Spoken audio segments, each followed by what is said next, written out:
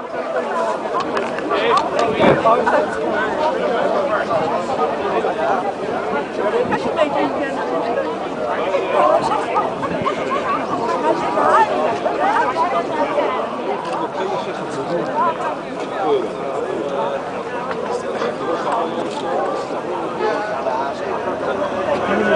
we horen niet over de markt heen. Ja, ik wil ook een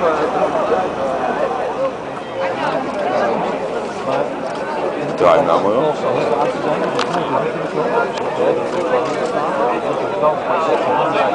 Onze vrouwen en onze kleinkinderen, eigen volkers en wij zijn het volk. Ik dank u.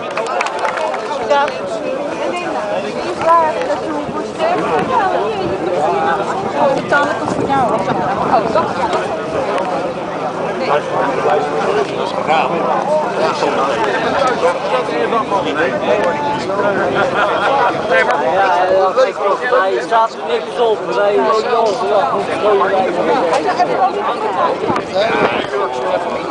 In Nederland interesseert dat geen malle boer.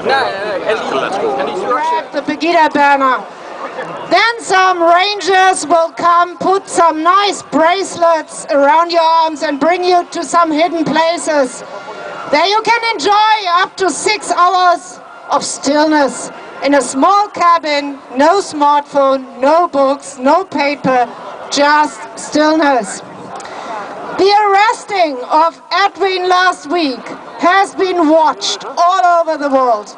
Pamela Geller, famous American Islam critic, has shared the pictures of our laughing Ed with his pig head on his head. And pictures from today will spread around the world again. Worldwide, people are shaking their heads about this unbelievable comedy from Holland. What's going on in this country? Hey, Dutch people were always so relaxed and so cool and so patriotic. But so today, these good old times are over, even in the Netherlands. All over Europe, people are stigmatized if they show pride, responsibility and love to their countries, their cultures, and for our European liberal values. The situation is serious, very serious. And still in many countries we have politicians who are ignorant and not willing to change their suicidal politics. At the top of this diabolic gang you see German politicians. In Germany and unfortunately also in the palaces of Brussels. Merkel is the worst of all. She's the most dangerous woman in the world. She fueled the migrant flooding with her refugee selfies and invited almost the whole world into our homeland. In 2015 came, and these are only the official numbers, 1.1 million invaders. This means 800,000 male Muslim conquerors in Germany. But one has to add the unofficial number, which means again up to 500,000 men, non-registered, and those who disappeared from our asylum camps. But our refugee welcome fanboys say, no problem.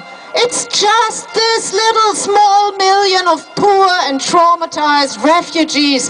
But we, the Germans, are a population of nearly 80 million.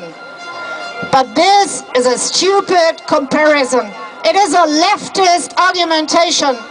Because these official 800,000 plus unofficial 400,000 men are young, between 18 and 30 years old. And to make a serious analysis, one has to compare exact this part of German population to imagine the consequences for our society, there are only 5 million of German men from 18 to 30. So, after year one of Merkel's Muslim flooding, the bill looks worse. It's at least 1.2 million new Muslim invaders to 5 million German men. And this year, the Balkan Express is rolling extensively. First realistic forecasts speak of at least 3 million new asylum seekers for Germany. But where are the women for all these additional men in Germany? Everybody knows that young men have certain sexual needs. And if our girls and women are not willing, they take what they want. No wonder that we see everyday news about sexual assaults and raping. And isn't that ironic? We have a female chancellor who makes Germany dangerous and fearfully, especially for women. I said it in Warsaw, I said it in Prague, and I repeat it here. In the name of millions of Germans, we are ashamed of our arrogant, overbearing politicians. But our government still refuses to limit the amount of asylum seekers and refugees. This is suicidal politics. Because if we think further, it means that 2/3 of world population have the right for asylum in Germany. German asylum politics follows no rational reason. It is a moral mission. Because Germany, and now it seems also Holland, suffers on severe mental illnesses. It's called political correctness, narcissism, and self-hate. But there is a growing amount of Europeans who learned from history, men and women who are willing to defend and fight for freedom. They are the ones who say it loud and say it clear. Islam will never belong to Germany, Holland, and never belong to Europe.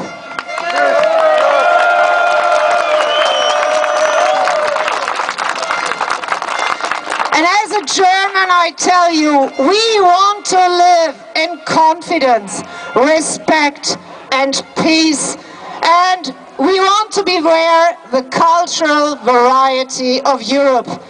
But Germany is in the center of Europe. Germany, with all these masses of young, battle-experienced religious warriors, is already a danger zone.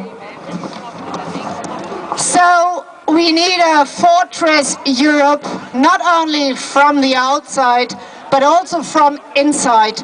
Our neighbors, like you, should keep their borders shut to Germany to secure their nations.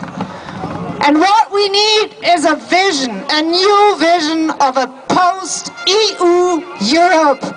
A Europe of sovereign nations with self-confidence and a similar value consensus. Only then human rights and the often quoted human dignity can be guaranteed. We need a Europe that opposes Islam. Submission is no option. A Europe that must be preserved together and bravely defended.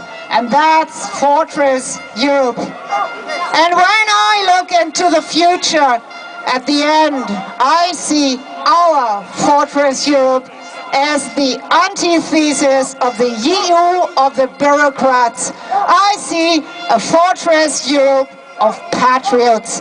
Please, let's work on it together, because wij zijn de mensen. Dank je wel.